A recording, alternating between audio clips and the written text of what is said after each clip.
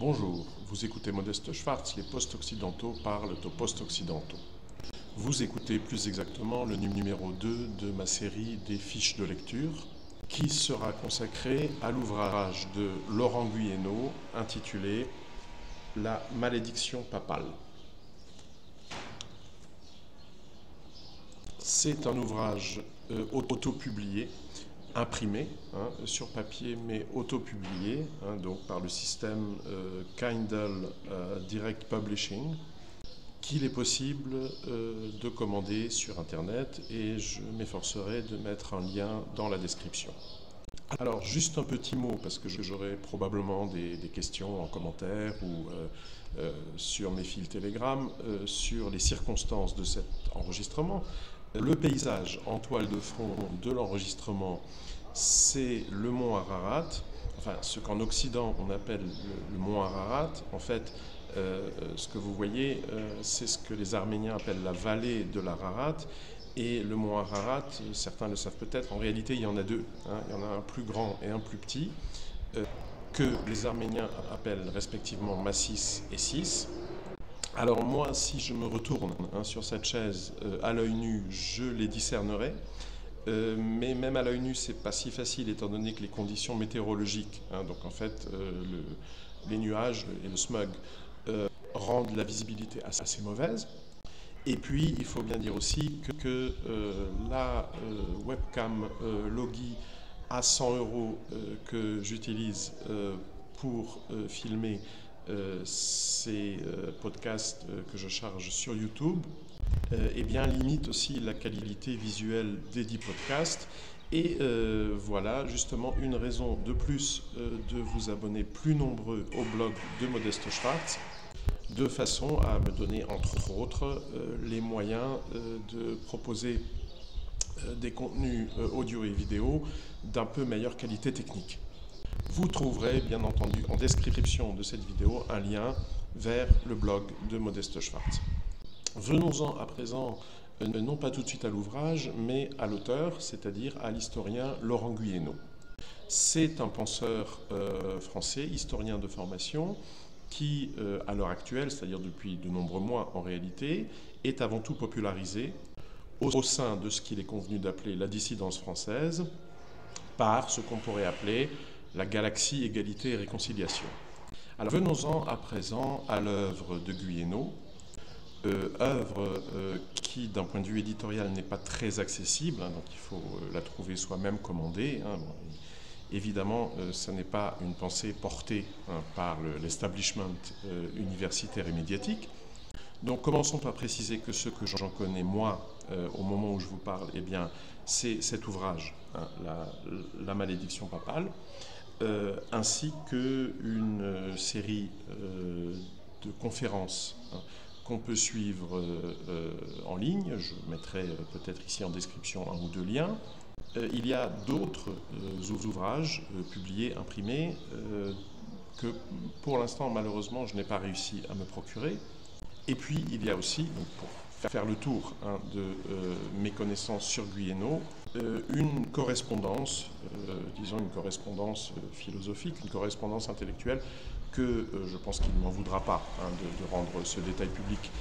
Nous entretenons maintenant depuis plusieurs mois, qu'il a d'ailleurs amené à très gentiment m'envoyer cet exemplaire de la malédiction papale, et je l'en remercie. Alors, pour essayer de vous faire comprendre pourquoi il faut à tout prix lire Guyénot, accessoirement aussi l'écouter, puisque c'est possible sur Internet, mais avant tout le lire, je pense que le plus simple, peut-être le plus pédagogique, ce sera d'expliquer mon propre parcours en la matière, c'est-à-dire comment j'ai fait moi la rencontre de la pensée, et puis plus tard aussi de l'homme, mais ce qui compte évidemment c'est la pensée, donc de Laurent Guyénot. Alors l'été dernier, j'étais tombé un peu par hasard sur un site dont au demeurant je pense pique-pendre, puisque c'est le site Unz, le site de Ron Unz aux États-Unis, et que j'ai vertement critiqué. Bon, je mettrai un lien. Bien. J'étais tombé sur un article assez long, un essai en anglais de Laurent Guyénot. Il me semble qu'une partie de sa carrière universitaire a eu lieu outre-Atlantique. Hein, donc c'est quelqu'un qui a un pied dans les deux cultures, enfin les deux aires linguistiques en tout cas. J'étais donc tombé sur un essai en anglais que je vous recommande, un excellent essai, sur les croisades et l'idéologie des croisades, et qui touchait donc aussi forcément à ce que les historiens appellent, c'est désormais une catégorie consensuellement acceptée comme telle hein, dans l'historiographie du Moyen-Âge, ce qu'on appelle la révolution papale. Arrive alors le 7 octobre 2023 et puis tous les événements de Gaza. Et cet essai donc, sur les croisades de Guyénot a probablement contribué à ma propre réflexion, hein, telle qu'elle s'est exprimée, mais à un moment où je n'avais encore rien lu d'autre de Guyénot. Dans mon propre essai sur les croisades, bon, ça n'est pas le titre de cet essai, mais en tout cas c'est le sujet, et je mettrai évidemment un lien, hein, c'est un essai publié sur mon blog. Hein. À ce moment-là, je faisais déjà fonctionner le blog de Modeste Schwartz, auquel je vous incite à vous abonner. Et puis, quelques mois plus tard, nous avons été mis en contact par un ami commun. Pourquoi ne pas le citer d'ailleurs? Il s'agit de Nicolas Bonal, qu'il en soit remercié. Ce qui m'a permis de soumettre mon propre essai à l'attention de Laurent Guyénot, qui l'a lu, et d'où le dialogue qui s'est ensuite engagé sous la forme d'une correspondance. Alors, qu'ai-je à ce moment-là expliqué, hein, d'une certaine manière, pour engager la conversation, pour me présenter à Laurent Guyénot? Eh bien, pour être parfaitement précis et honnête, je lui ai fait part de ma frustration. Hein. Alors, pourquoi est-ce que j'étais extrêmement frustré par son essai sur les croisades? Eh bien, parce que j'y avais trouvé une vision de l'histoire occidentale qui, dans un style et avec une méthodologie d'historien, donc quelque chose de très factuel, hein, de très sourcé, comme on dit aujourd'hui, beaucoup de notes de bas de page, et puis de très peu interprétatif, hein, c'est-à-dire qu'on va chercher la documentation primaire et qu'on n'a pas besoin, si vous voulez, de mettre des propos dans la bouche des gens.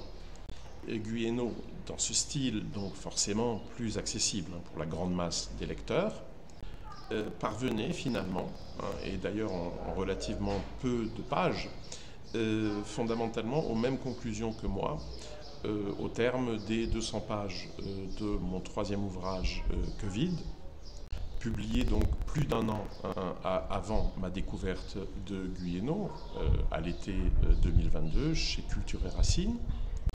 Or, cet ouvrage, Que vide, aboutissait pour l'essentiel, comme je le disais, aux mêmes conclusions, hein, aux conclusions qui sont aussi celles de Guyénot, mais en partant d'un tout autre horizon et en empruntant un tout autre parcours herméneutique, si j'ose dire.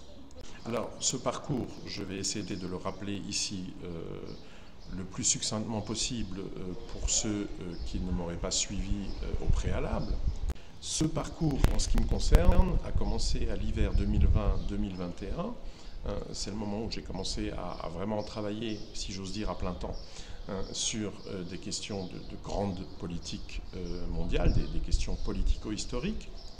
Étant donné que jusque-là, bon, les sujets dont je m'étais occupé, on va dire, étaient plutôt de nature philosophique ou tout au plus métapolitique, je pense notamment à mon premier ouvrage imprimé en français, c'est-à-dire Yin, l'Occident comme cunicratie, publié en 2020. Et un an plus tard, je commence donc, enfin, hein, il était temps, puisque la grande réinitialisation avait déjà commencé, à m'occuper de grandes politiques, hein, sous la forme notamment de cet ouvrage, mon deuxième ouvrage, hein, donc publié au printemps 2021, toujours chez Culture et Racines, qui est Le magicien de Davos. Ouvrage consacré à expliquer, à analyser l'idéologie de Davos et ses sources. Hein, et c'est là que s'ouvre un chemin sur lequel, à un certain moment, je vais rencontrer Laurent Guyénot. En effet, quelles sont les sources de l'idéologie de Davos? Eh bien, quand on se lance dans cette recherche, on commence par trouver des noms, des auteurs qui constituent ce qu'on pourrait appeler les sources conscientes ou les sources explicites. hein. C'est-à-dire que ce sont des gens, bien d'abord, qui vivent encore.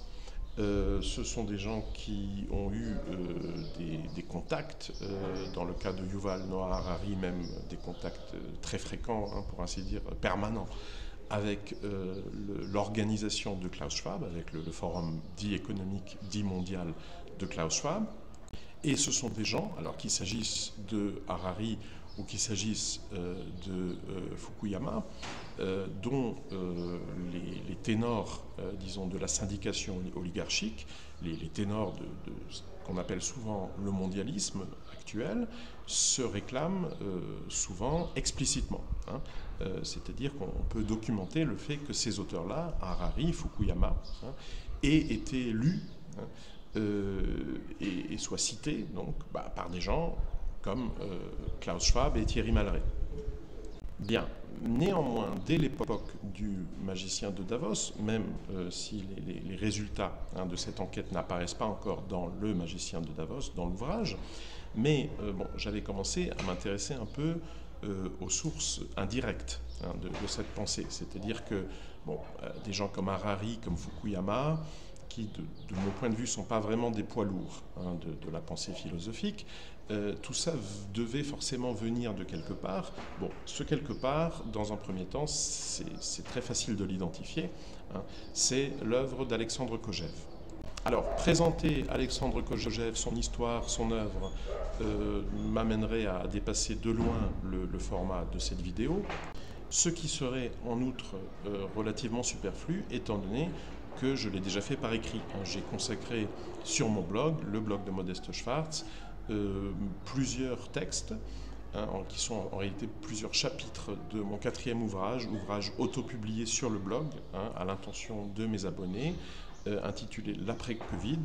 Donc plusieurs chapitres de cet ouvrage, je mettrai des liens évidemment en description, sont consacrés à donc, présenter l'œuvre et la trajectoire et puis l'impact, hein, l'importance de la pensée d'Alexandre Kojève.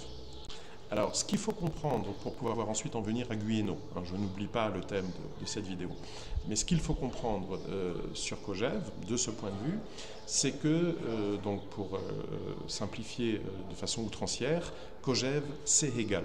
Hein, c'est-à-dire que bon, Hegel a effectivement vécu et travaillé, si vous voulez, donc pensé au cours de la dernière décennie du XVIIIe siècle et des 3 premières décennies du XIXe siècle, mais alors même qu'il avait été reconnu de son vivant encore, au moins en Allemagne, comme un philosophe majeur, l'importance historico-philosophique de son œuvre n'a en réalité pas vraiment été comprise au XIXe siècle et surtout pas en réalité en dehors du monde allemand.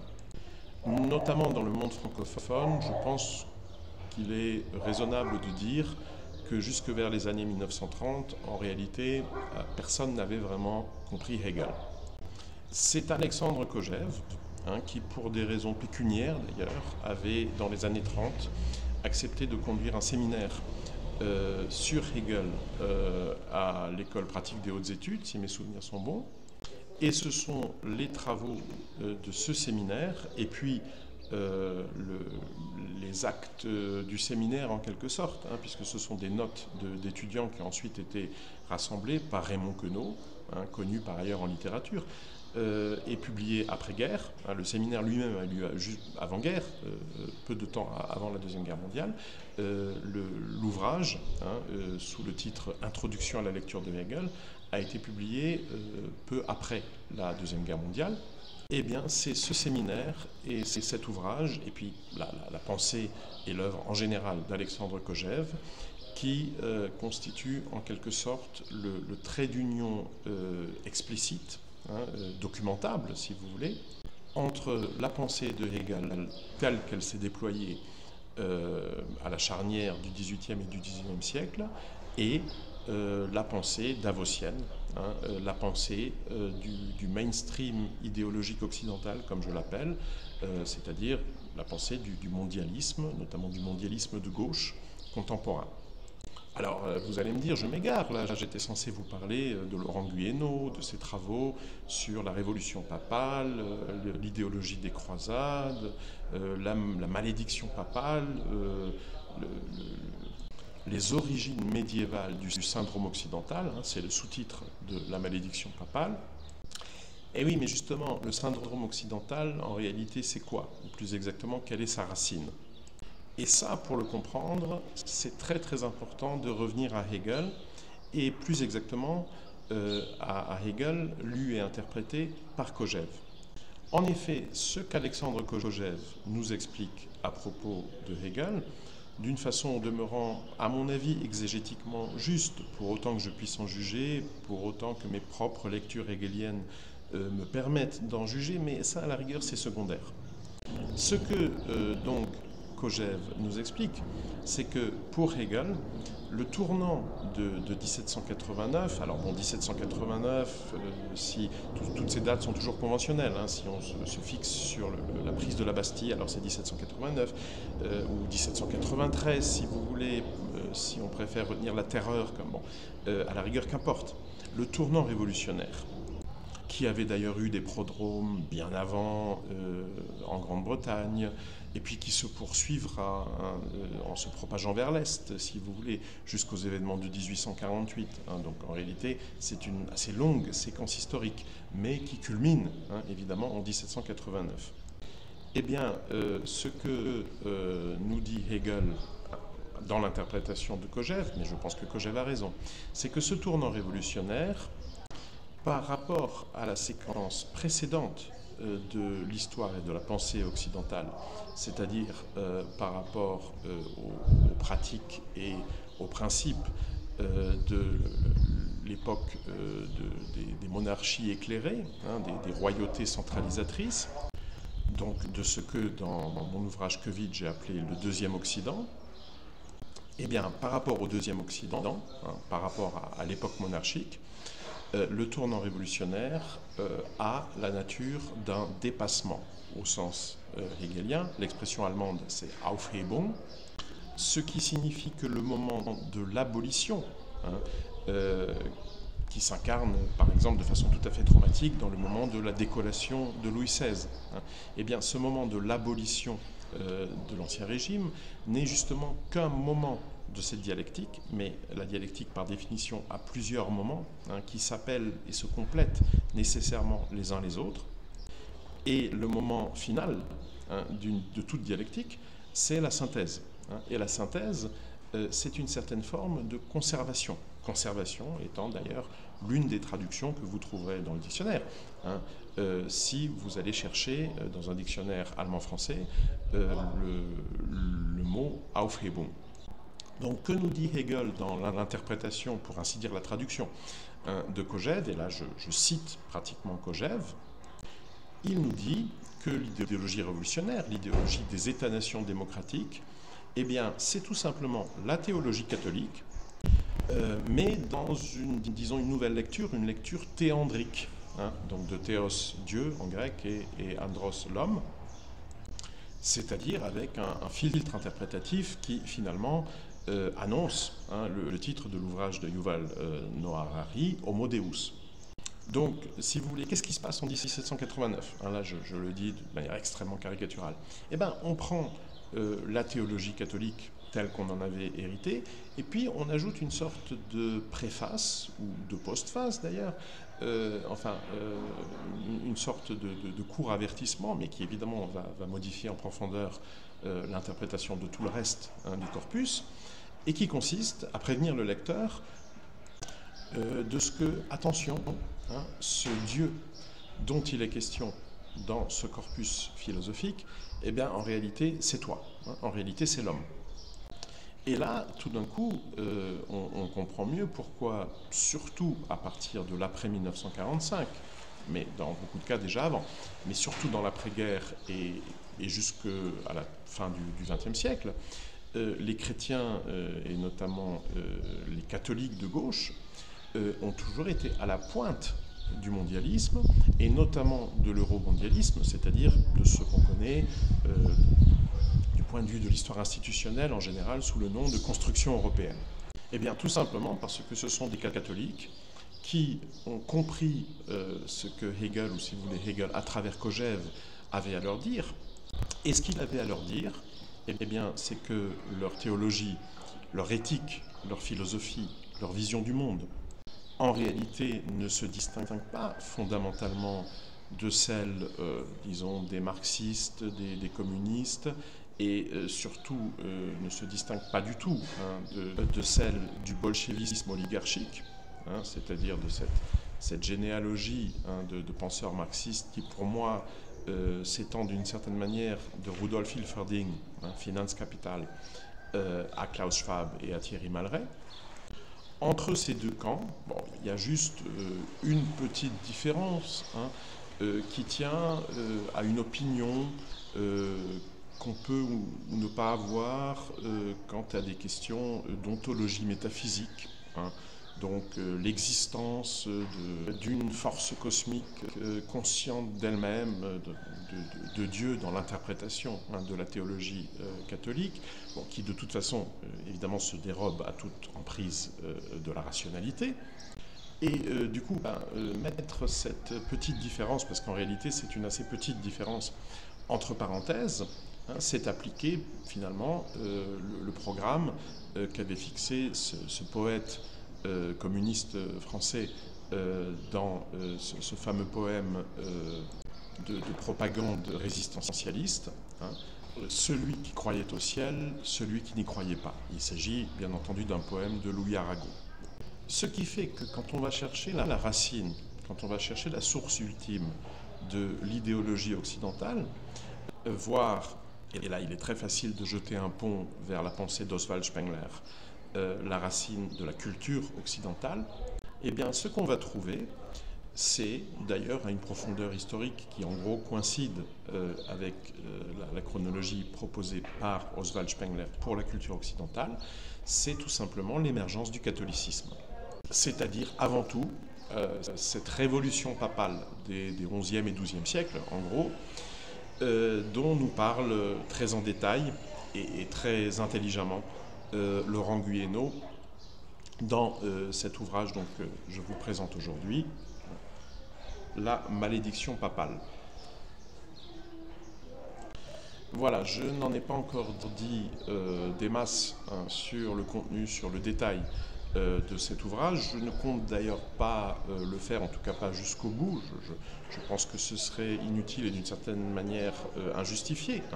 Le détail, le mieux, c'est de se procurer l'ouvrage de Guyénot pour le lire et s'en faire soi-même une idée. J'espère vous avoir donné envie de lire cet ouvrage.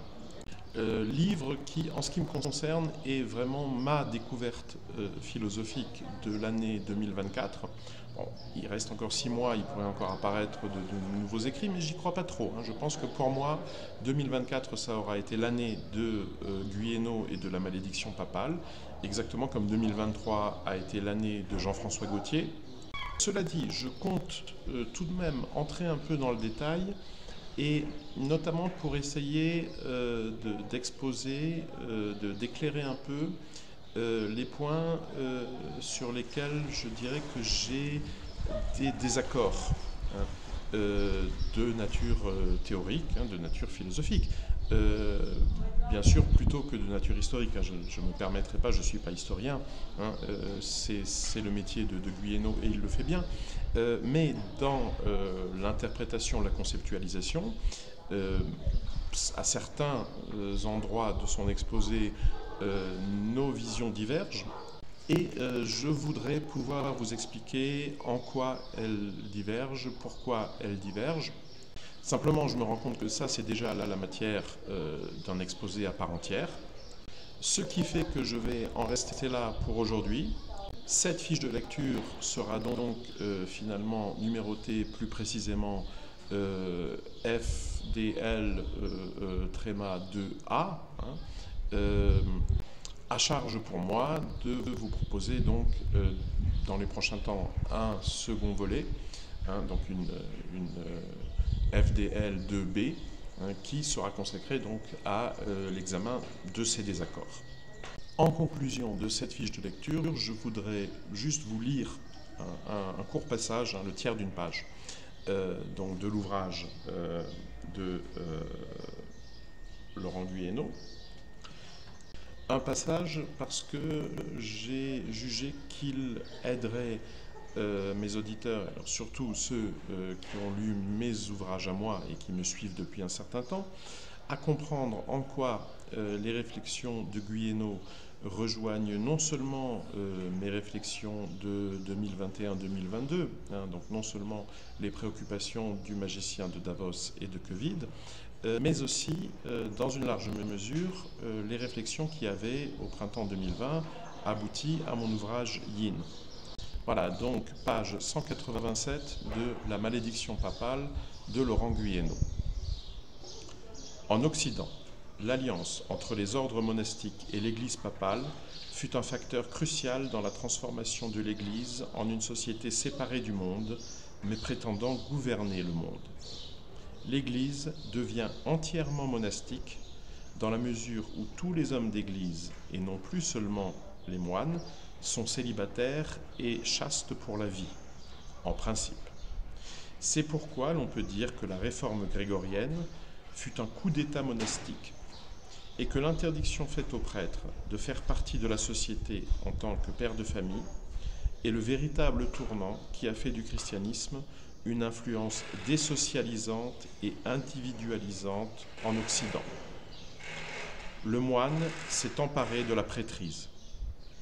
La prêtrise n'est plus confiée à des hommes respectés pour leur exemplarité sociale, mais à des hommes théoriquement purs de tout attachement social. Voilà, fin de citation. Un dernier rapide coup d'œil sur le mont Ararat dans mon dos, que vous n'apercevez pas parce que vous n'avez pas été assez nombreux à vous abonner à mon blog et la qualité de prise de vue de ma caméra ne le permet pas. Et comme je vous le dis d'habitude, circulez, il n'y a rien à voir.